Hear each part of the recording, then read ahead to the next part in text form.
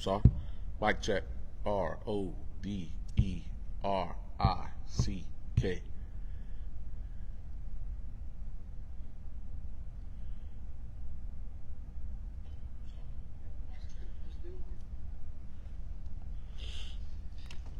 ran into that problem earlier this year where the first 9 minutes we were just talking to ourselves. Oh.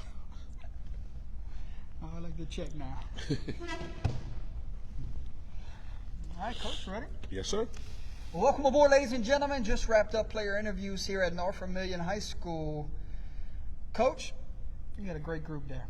I'm very excited that I had the opportunity to come here today, but after meeting the group just now, phenomenal. And I wish them nothing but success this upcoming season and everything they do in life. I'm very excited about that group of seniors, and then I love the mix that we have of this team, and that group is indicative of what we have. A sophomore quarterback, so we have youth, and we're going to be a young football team, but also pretty mature beyond their years, as you can see from Eli's answers, and a group of guys who understand the team aspect of wanting to play for the older guys too. Coach, this relationship we've built over the years, you've become a great friend to the program, great friend to myself, so for you having us here on a Sunday, it means the world. Thank you. I love the program. I love what you guys do for high school football. Anything we can do to elevate the kids, and that's why we're all in the business we're in. So I'm very appreciative of you guys and love every time you guys come out, whether it's in a setting like this or obviously even more fun on a Friday night. Let's make some more memories this year, my friend. For sure. Coach, every year is different. How have you grown as a coach going into year 2 here at North Vermilion? Those guys who just got up may not tell you this, but I think I mellowed. I remember first stepping into this gym as a 22-year-old girls basketball coach, and I was all over the place. I couldn't be still, and I thought, I had to be the loudest, I had to be the most energetic to make sure our kids are ready to play. But this is the most fun thing you get to do, those 4 years of high school. So nobody really has to get those guys and girls going to participate in high school athletics the way I thought when I first stepped into this thing. Now it's more about teaching them and helping them grow, and hopefully, that's what we're doing. Year 2 here, how do you take that next step? The foundation has been laid. We're going into a year with a confident group. How do you take that next step? Well, it's year 2 for me, but it's almost a restart here in the aspect of how young this football team really is going to be as far as the makeup of it. We stepped in year 1, and we said we were building something, but we stepped into it with 26 seniors on the football team. Right. So those guys themselves are out of time, and now it's really a start of something, but we also have 15 other seniors who their time is up. So it's going to be a good mesh of making sure we see this senior class out while starting something and really building something with a number of sophomores we're going to have on the field. Okay. Take me back to a year ago, the playoff game, your takeaways from the night. Also, how soon did you get back to work knowing you got guys going in different directions for sports? Going right into basketball, that next group of guys, we got, we really took probably about a month off from football and really got ourselves back into the weight room. We knew what we lost. We knew it was going to take a tremendous amount of work to get that freshman group last year that were going to be sophomores. We knew they were going to have to play. Talking about the playoff games, I thought our guys competed their tails off. Bell Chase, very, very good football team. Outsized us by a lot, as most people are going to do. But, man, our kids went out there and competed their tails off and really fought. We were right there with them for a half. We have to be able to finish, and that's going to be the message rolling into this year.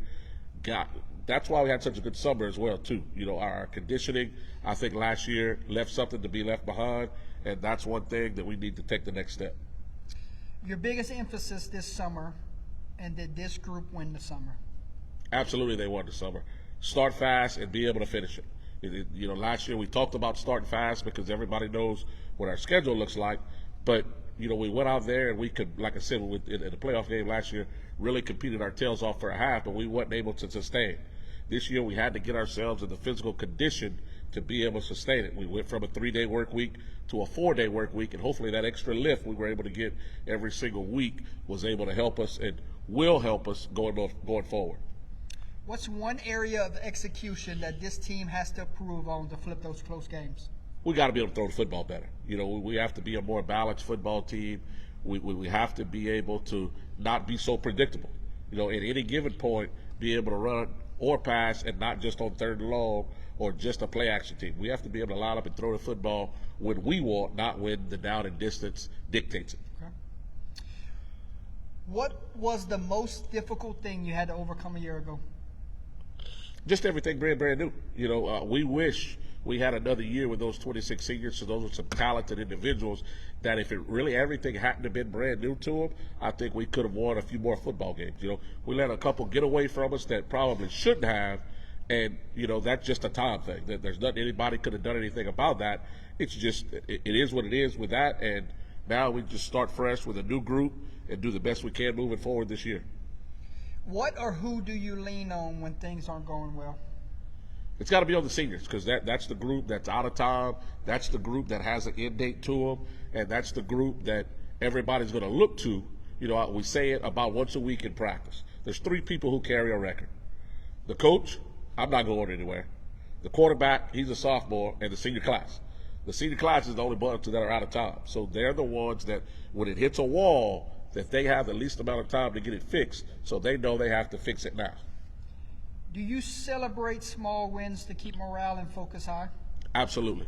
In every facet of this school, we're talking about win the day, win today, get better at something every day. So something's got to be won. You have to get better at some aspect of your day, of your craft, of your life every single day, or you didn't do anything but waste time. Coach, what's something people outside the program may not understand about the process you're building here? The level of toughness, because they look at our guys, and you look at our kids getting off the bus, and we have the 5'7" to 5'9", 140 to 145, 150 market corner. We've got more of those kids than anybody in Louisiana high school football. So we're not going to intimidate anybody getting off the bus. But your size does not have to indicate how tough you are, how hard you play the game, and hopefully when the ball game's over, they'll feel our physicality on Saturday morning after the game they played with us. How do you go about teaching mental toughness to players that will have to step up and play early in their careers here who haven't really seen much success yet? Well, my teacher always taught me that practice and the things you do before you compete will prepare you for the game. Those things should be harder than the game itself. So summer, and we have to make that hard. Practice has to be hard, and then you get your paycheck on Friday night. That's the fun part. But if you don't make the off season and the week leading up more difficult than the game, then you're never going to be prepared when things don't go your way. What's the difference in a team who works hard and a team who competes every day?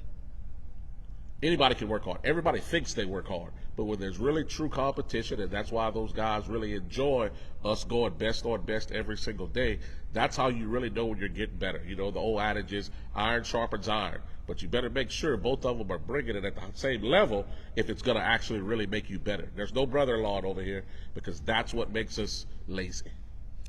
Body language is important. Tell me why. Because it's contagious.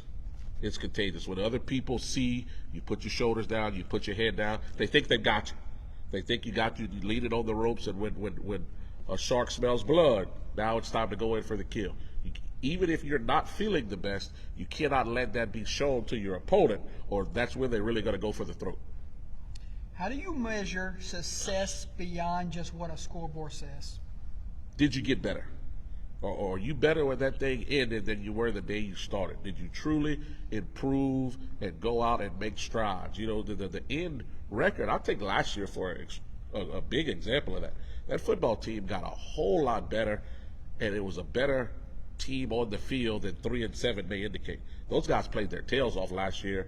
A lot of guys got a lot better from the day we started to the day we ended, and that is why I really still to this day will take last year as a success, even though some people may look at our record and not give us that kind of credit.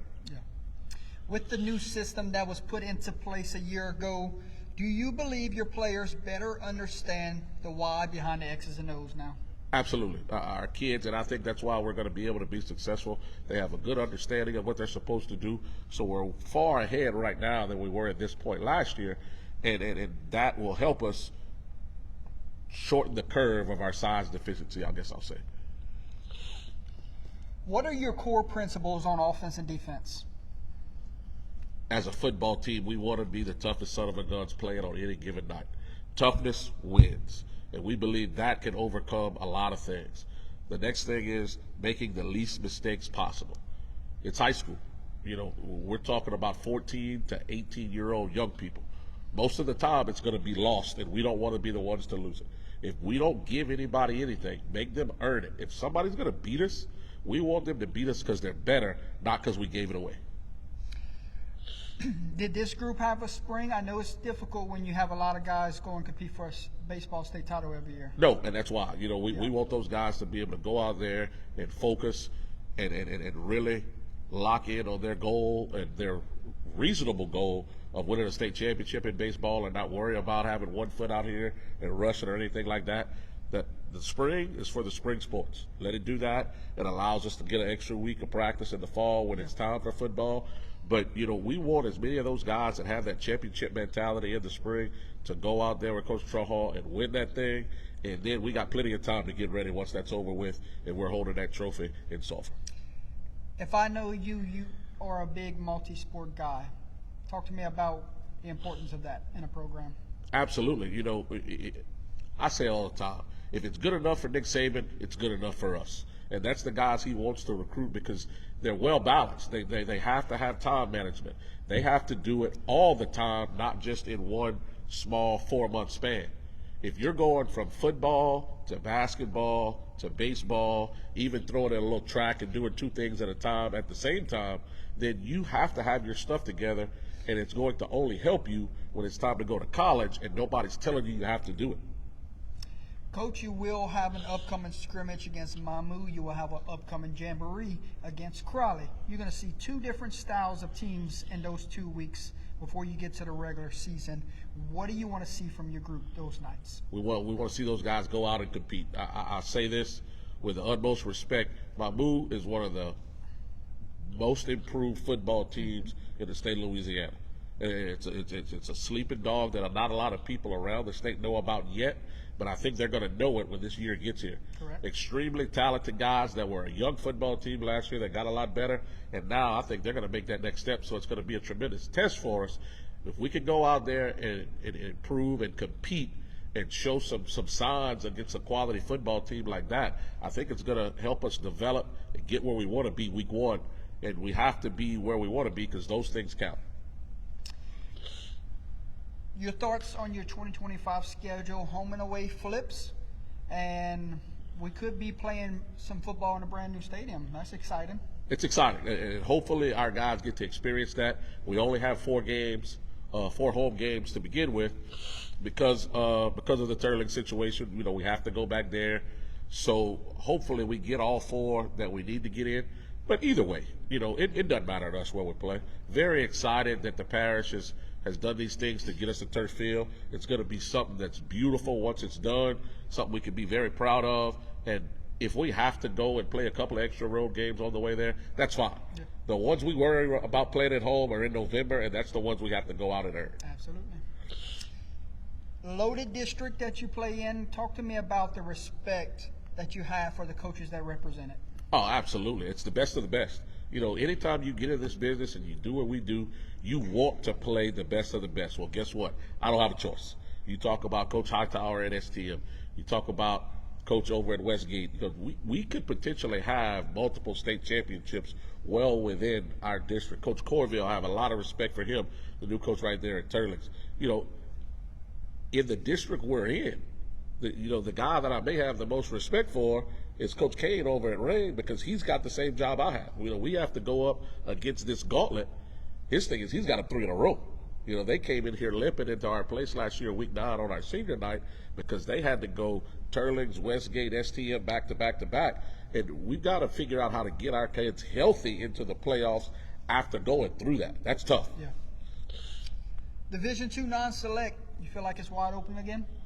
Wide open. It's high school football, so you never know what to expect when November gets here. But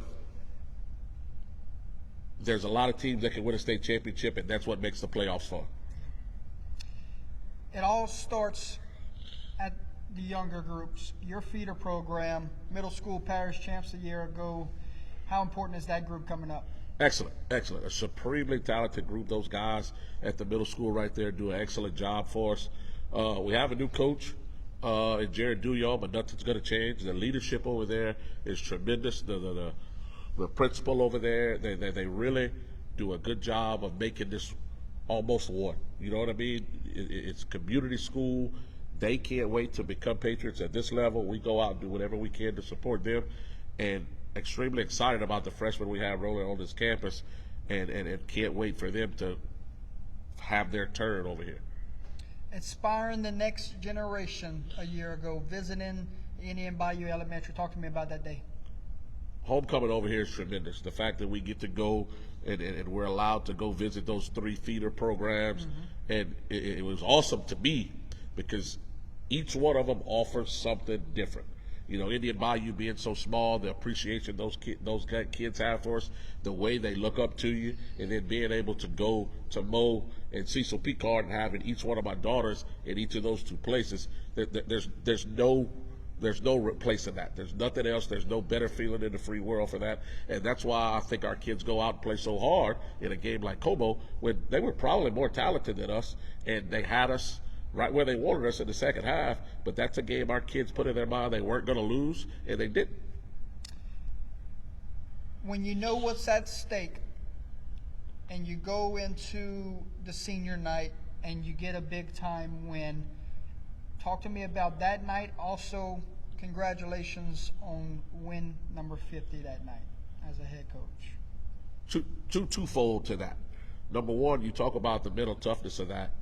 Those kids weren't going to leave that night without with a next step in my career, being able to do that here, being able to do it at home with our kids there. It was special. It was fun. It was everything it was supposed to be. And doing it on the night when we secured our spot into the playoffs, that's just a cherry on top.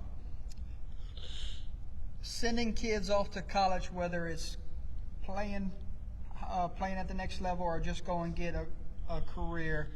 You got some guys that got to sign here a year ago. What's that mean to you over the years, sending guys off to college? Well, man, the fact of who it was, Xander, me not fully knowing his story until signing day, blew me away. The improvement that kid made from a freshman to a senior, finding out that he was cut from the middle school football team all 3 years.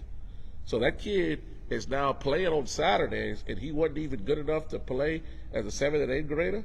That's something to be said for him and his work ethic and his improvement, but also for him to be a 3-sport guy over here in football, basketball, and track. I like to think the coaches that were here at the time had a lot to do with his development, and man, that's a tremendous thing. And no matter what you have going on before you get here, when you get to North Vermilion, we're going to work you and make you better, and if you're willing to put that work in, you can be successful not only at this level, but take it to the next, and that's awesome. At this time, Coach, if you can introduce your 2025 coaching staff. Oh, look, it's a tremendous group of guys, and it's a great mix. Our coaching staff is almost the same mix as our football team. And when I say that, we've got some veteran guys who've been doing this for 30-plus years, and we've got some young guys who came through here, who love this school more than anything, and they're also making a contribution and giving back to their alma mater. As Jack said, the defense is probably ahead of us right now, so I'll give those guys their credit first. Our defensive coordinator, Mark Broussard, former head coach, offers a lot to us. Aggressive. We're gonna be flying around a lot because of the energy. Our defensive backs coach, Landon Dupuy, leader of the hype squad, always gets us ready to go right there. Our safeties coach, Seth Patin, also our special teams coordinator. He's kind of crossed over to go help those guys on that end, probably because we have our best soccer player, who is our kicker, is joining the defensive side of the ball this year, so he's probably protected his prized possession over there. But leading our linebackers, former head coach over here, Richard Prejean, does a good job getting those guys in the box ready.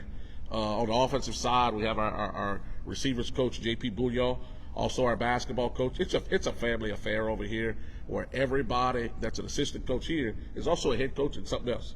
And last but not least, the guy who I think helps us be more physical, our strength and conditioning guy, our head powerlifting coach, and our O-line coach, Cameron Tuchek. There you go. When we talked about upgrades, we talked about the field. Anything else that really stands out? Any fundraisers going on or wrapped up? And also, if you have a booster club that you would like to mention. Yeah, our booster club, our Patriot Athletic Club does a tremendous job for us.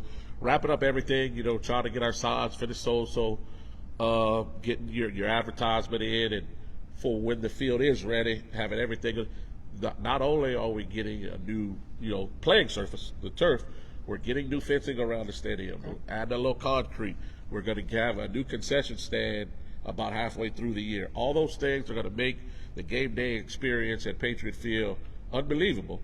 It's just still a work in progress right now. The community is going to come out, and it doesn't matter if we go play at the practice field. Everybody in Leroy knows where they're going to be on Friday nights. It's our home game for us, and they're going to support us till the end, and that's why this is a great place to be. Take me to your quarterback position, sophomore that will be at the helm. Give me his roles in this style of offense that you want to see from him as a first-year starter. There's not going to be any taking back of the reins because he's a sophomore. Eli has the keys to the car. He went out. He earned it. It was honestly a very tough battle, to be honest with you. It was neck and neck the entire summer.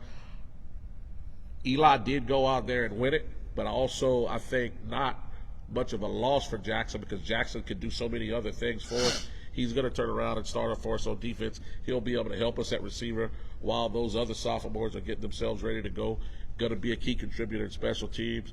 But the thing I like about Eli the most is he understands at his age what being at that position means.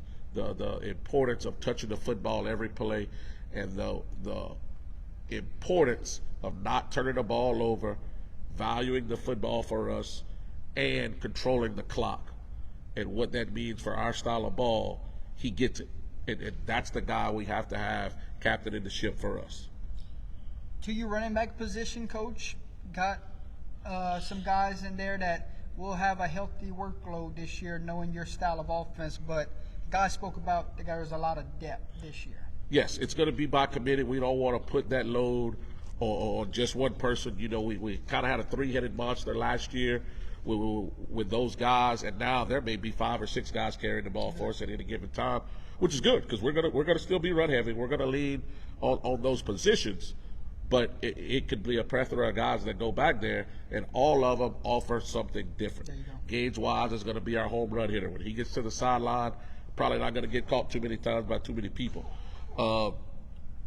Avery Stoops is going to be a fullback for us. Coming from the baseball field, this is his first time being back on Friday nights right there, but he's going to take that championship dirtbag mentality and apply it to football. That means he's going to be straight ahead. He's going to run through you. He's going to do whatever it takes to be successful right there. And then Austin Francis, a fullback for us, but if he does get straight through the line, you're not catching him either. So it's not going to just be thunder and lightning at tailback and fullback.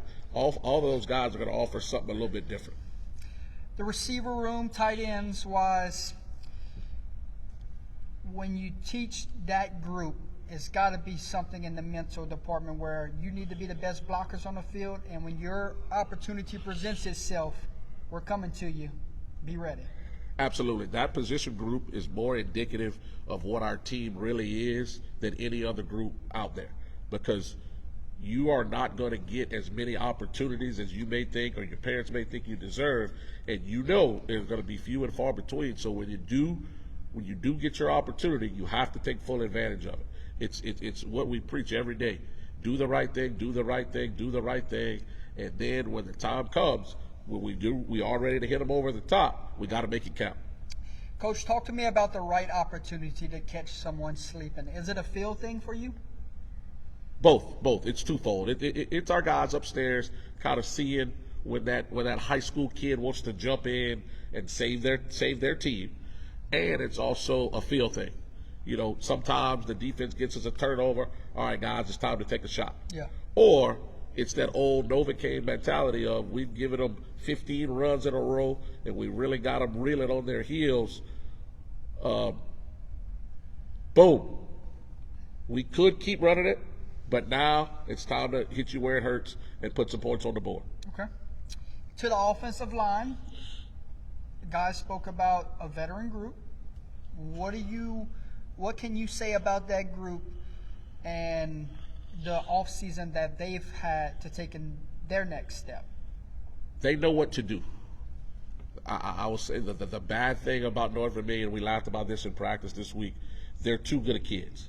We have to get a little more nastiness between the lines, and that makes us a more physical football team. You know, that we're going to do everything within the rules. That's not what I'm talking about. I'm not talking about anything out of bounds. I'm just talking about the physicality within the trenches. We have to get more forward and tougher with that, because it's not a knowledge thing for us. It's about moving the man across from you against their will, and that's what we have to do to be successful. So that would go into the emphasis at practice, finishing blocks, playing through the whistle. Absolutely, absolutely. Playing through the whistle, taking that guy across from you, not just moving him back. I want to put that son of a gun through the ground and let him know I just whipped him. And that's the competition that's going to make us better. Discipline is smart, not just physical. Absolutely. Coach, talk to me about the other side of the football. Let's talk defense for a second. You said they're ahead of schedule right now. How's those conversations been like in the locker room with your defensive staff? Good. It's a friendly rivalry every day, but just like the kids who love each other, it's the same thing with the coaching staff. We want to go at each other's necks every day.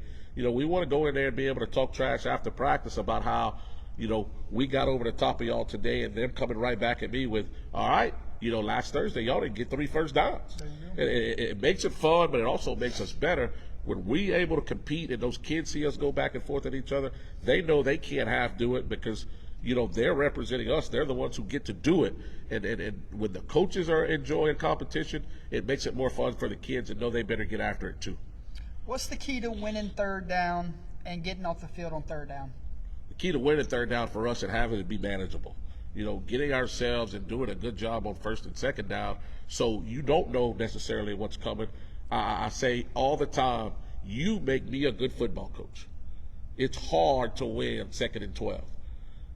2nd and 2, I look like a genius. Yeah. Because nobody knows what's coming, and we'll have a whole lot more chance of being successful. But the way we win third down is getting ourselves in a position on first and second down to make it hard to guess what's coming. Defensively, it's a whatever it takes mentality. We know that this is the chance to get a break, get our offense the ball back, so we have to do whatever it takes to get ourselves off the field on third down. Coach, you said earlier that you wanted to improve in the passing department this year. Walk me through hurry-up offense or a game-winning drive, knowing this style of offense. Well, the good thing is these kids have bought into what it takes to be successful and done some things on their own time. Okay. You can only do so many things within the aspects of the time we're given as far as called practice goes. Seeing kids stay after practice and throw with each other and do those things to where I can really, if we are in a no-huddle situation, learning their route tree, knowing exactly, learning the intricacies of the position. And if I want to get a corner, I'm going to show them a little bit in the middle, and vice versa. Being able to be better route runners, knowing where the quarterback is going to put the ball, and having the quarterback know exactly where the receiver is going to be, throw it where he's going to be and not where he is right now. Those kinds of things is a good thing as far as it's a sophomore throwing to sophomores now. So it's not completely foreign, because those kids are familiar with each other. They're just not familiar with the aspect of Friday nights itself. Take me to the third phase of the game. Special teams. Seems like you got some weapons in the specialist department. Absolutely. You know, selfishly, Logan Blanchard's the best specialist I've ever had. You know, coming into his senior year, he was our only first-team all-district guy at punter last year. Got better as a kicker as well. Continued to tool his game. Really worked hard in the weight room to try to improve himself as a specialist, and ended up finding himself a spot on defense. So special teams-wise, we have a lot of kids who are going to be able to contribute. Having a lot of one-way guys means they can also help contribute in that second facet of the game, because they're not dead tired from having to go play offense and defense. So I think that being an equal part of the game, that's where we have to take advantage of it, and that's going to win some ball games for us. Coach, describe an unsung hero and who could take on that role this year. One person I really believe can do that, and that's why he's in front of us today, is Caleb Abear, number 6. Last year was his first year to come out, and play football for us will be able to contribute in special teams because he's not an every down starter on defense. But I do think if his name's called, he has enough love for the brotherhood of this football team and not wanting to let his fellow seniors down that he's going to come in and do his job and do it as hard as he can and do things the right way. What does a prepared football team look like beyond just knowing what the players are on a Friday night? No penalties, no turnovers. If we're able to take care of those two parts, whether we get any or not, no penalties, no turnovers, we're going to be a successful football team. And that also means our coaches have done a tremendous job at preparing them to mentally go out and execute for 48 minutes, because those two things are very difficult for a high school football team to do. Coach, you've been around the game quite some time now. You've seen both sides of this. Talk to me about staying away from peaking too early and playing your best ball late. Being able to survive, being able to see, not have any sticker shock. You know, we could come out of this thing and go, 4-0, 5-0, but then we know we're going to see the TC on those helmets week 7 when Turlings comes calling. Then right after that, the Womp is waiting for us over here. And then week 9, rain's coming. They're going to be a desperate football team trying to get into the playoffs. And then you end week 10 with the flashing lights and the smoke and everything that STM offers. We have to be able to survive those last 4 weeks and then really turn it on and not have our careers in when week 11 gets here. The thing to do with that is go out and play our game no matter who's in front of us, and we'll still be standing week 11. Again, our goal is to play here, and we ain't losing that. Once you accomplish your goal of hosting playoff games, then it's time to compound those things, because once you get to week 11, the next time you lose, that's it. Most important thing a team has to do at the beginning of a game? Shoot, at the beginning of the game, come out and set the tone. Yeah. Come out and set the tone from the kickoff. Not even just the first snap. From the kickoff, go run through somebody, put the guy that's attempting to block you on his back if we're kicking off, or, we're on a number system on kickoff return. It doesn't bother me if people know what we do. You go take that guy, and if you're supposed to block number 5, you go make sure number 5 knows you're here the first time you get the opportunity to do it. Let's flip the question then. What do you look for in your leaders in those final minutes? The ability to finish. Not worry about what the scoreboard says. Go out and execute at a high level, because you know that's the difference in a game. Being able to go out and make sure that whether it's offense or defense, we seal this thing up, put a bow on it, and make sure we're the ones that come out on top. How much freedom does your players have to make adjustments on the field? A lot. Probably the biggest play of any game last year, we missed a hole. Probably the play of the year is 4th and 9, and we're at home against homecoming against Como, and we call G. We're supposed to have a kick-out block right there, and Grant Wise bounces that thing, turns the corner, gets 15 yards and a first down, and we're able to ice it to win homecoming over here. That because the back didn't hit the hole he was supposed to, didn't mean the difference in something. He found a way to get a first down that we absolutely had to have, because we didn't want to give them the ball back. And sometimes you just got to have guys who go out and get it done for you. How do you avoid over-adjusting and just stick to your identity? You have to trust your players. You have to trust your players. Those kids know what we want done by the time the season gets here. So finding their way to go out and execute what they know they're supposed to do is the ticket for us. Your halftime approach, is it more technical changes or emotional reset? It depends on if we're winning or losing. You go out and you make adjustments if there's some things you need to change. But if what we're doing is working, then stick to it, lock in, and make sure you remember what you're doing right. What small details in the lead up to a game for preparation matter the most on a Friday night? Whether we can lock in and have a good understanding of the other team's personnel. Finding the guy that we're not going to allow to beat us. Finding the guy that we're not going to allow to stop us, and maybe having to double him, run away from him, read him. So I would say a good understanding of who we're not going to allow to affect what we do. Practice field, is it more high intensity reps or longer teaching periods? A little bit of both. We start off teaching, but to be able to survive the longevity and not make practice something that we have to do, but something that we enjoy to do, we have to end it. And that's why we always attempt to end it with a team period, a best on best, and have those guys come out of there. Somebody's going to leave the practice field with a sense of accomplishment.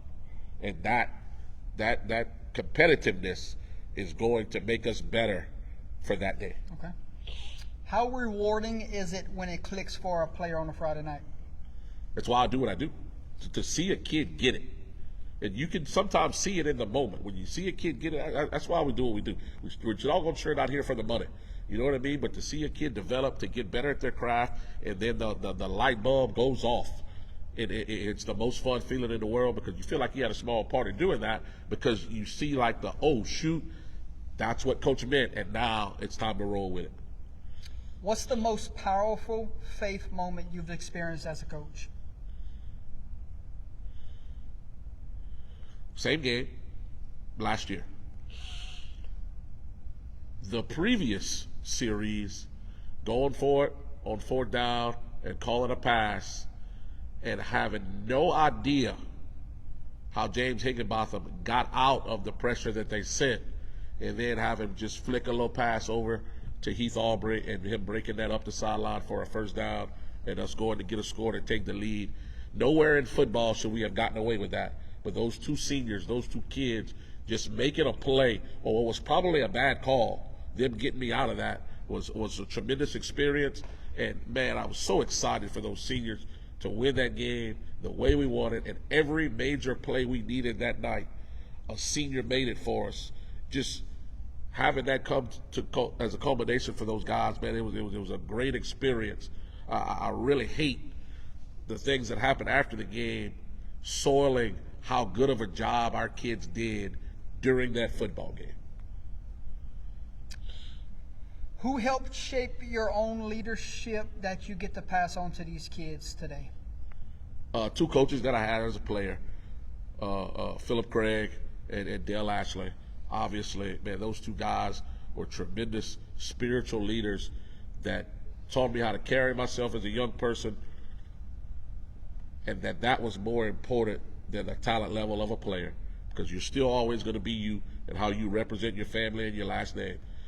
But also you can compete at a high level and have tremendous toughness while being a good kid. On the coaching level, having a guy like Jesse Burnett and a guy like Tank Latif, the technical of Coach Burnett on the basketball court, and the sheer toughness and everything I believe and try to embark into this football team at this place came from Coach Latif. Truly, truly appreciative of him for that, and him surrounding me with a lot of the friends I have in this business. You know, the defensive coordinator right there, Coach Bouillon Erath. A lot of the guys that are successful in this parish coming from the Tank Latif coaching tree, and they're successful because of the way he went around about his business and the things that he taught us. How to work on the weekends, how to prepare your football team. I can't thank him enough for those lessons. What lessons do you hope your players carry with them long after the pads come off? The team. If you probably ask those kids one thing I say all the time, they're going to bust out laughing and they're going to say that. But it is that the team is so much more important than you as an individual. And whatever your role may be, the star of the team or the 12th man has the same value as far as being a good person, a good teammate is concerned. Just because you score 25 touchdowns don't mean you aren't still responsible for being a great teammate. Doesn't mean you're not still responsible for picking up a broom when it's that group's turn to clean the locker room. All of those things that happen on the field pale in comparison to the relationships that you make within a team in any given season, in any given career. How important is it that your players know that you see them as people, not just athletes? I try to remind them that on a daily basis, and I try to remind them that who they end up being, the husband they are, the father they are, is is way more important to me than how good they were or how many touchdowns you scored for us in a football game. Most rewarding part of coaching high school football? Seeing a guy develop from a freshman to a senior. That is the most fun part of any sport to me. Watching a kid go from a freshman who hadn't figured it out yet, no matter how talented they come in, there's still some mental things about every game you have to learn. And to see the maturity and those guys develop when they get ready to walk across that stage as a senior, I think athletics plays a big part in that and their development, and it's a tremendous thing to watch. Your favorite part of a Friday night, before, during, or afterwards? Before, always before. Always before, Hopefully in every stadium you go into, when those kids run out for that final stretch and the drum roll comes on that Phil Collins, I realize how truly blessed I am to be standing there in the middle of that field and somebody's paying me to do this. That's unbelievable to me, even in my 21st year. Okay. Before I get to the final three questions, I do want to ask you about seeing Sterlington win the state title a year ago. That is always the most important thing to me. No matter where I've been in my career, the first thing I do on a Friday night is text my dad how we did and then ask if Sterlington won. Yeah. Because I have a tremendous love for that place. Everything I do in my career, I also want those people to be proud of me just like I'm proud of that place. And it's a tremendous part of who I am. It made me. And so seeing them be successful on that level, man, it's fantastic to me because that will always be a huge part of who I am. Okay. What are you most excited for in the 2025 season? What are you most proud of from this year's group so far? Their ability to show up. I'm sorry, I'll answer the second part first. Okay. Their ability to show up and how close they are already as a team. I think if we get in a bond, I don't have to worry about those kids coming together. We have a tremendously close senior class, and them leading by example and showing that to the younger guys who are going to have to play, that's already in place. The thing I'm most excited about going out there is seeing us compete and do some hard things. We talk about getting that ERAD game back that we lost in overtime. I think it's actually going to be harder to go out and beat a much improved Church Point team because we beat them last year. It's hard to repeat those things than it is to go out and fix mistakes. Yeah.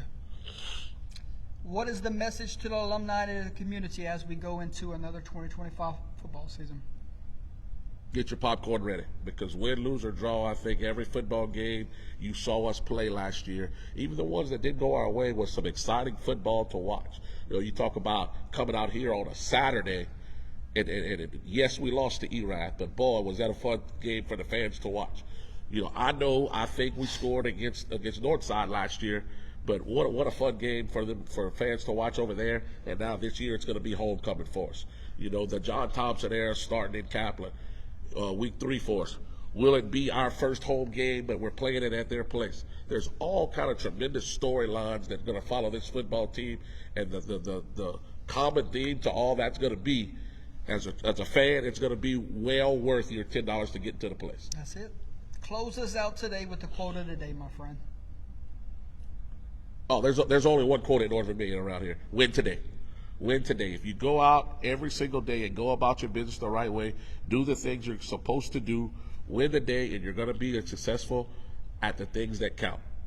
And that's what we believe in over here. And that's not an athletics thing. That starts with the principal in the front office, through the English classroom, and makes its way through the gym into athletics. That's what we believe in. That's what we're going to hang our hat on in every single sport at this place. And that's why this is such a great place to be. Absolutely. Final words, Coach. Thank you for being here, and we cannot wait to see and have under the lights on a Friday night in beautiful downtown Leroy one day.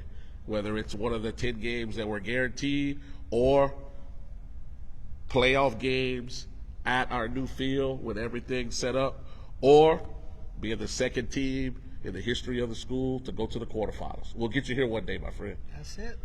We'll be in touch. Fall is right around the corner. Can't wait. High school football. We're back, my friend. Thank you. Coach, good luck this year. We've done it again. Yes, sir. Another year talking high school football.